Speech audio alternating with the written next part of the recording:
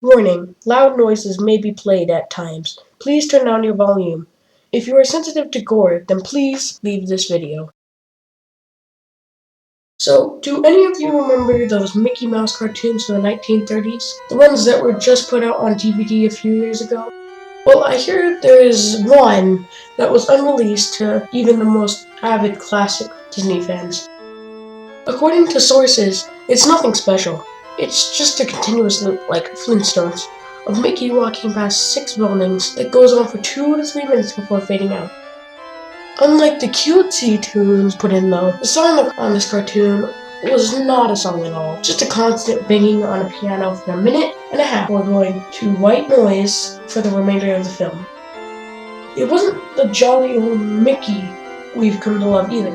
Mickey wasn't dancing or not even smiling.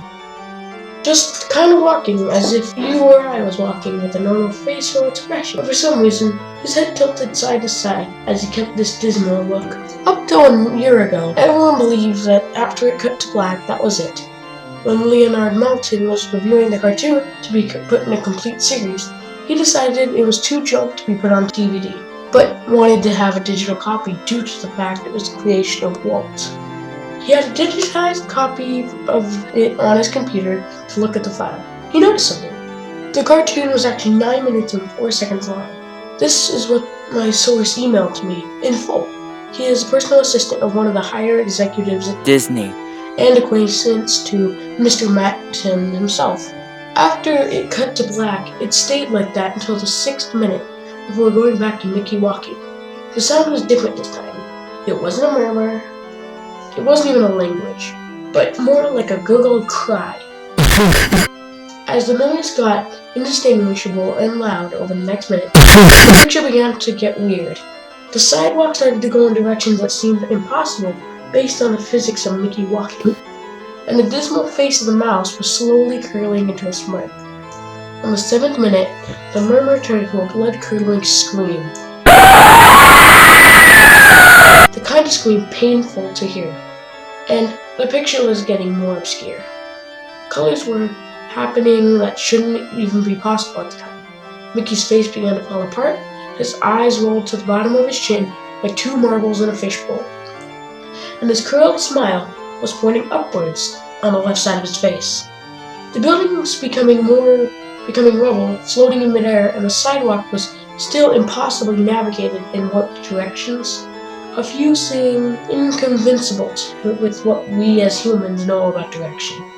Mr. Melton got disturbed and left the room, sending an employee to finish the video and take notes of everything that happened up until the last second, and afterwards immediately store the disc into the cartoon vault.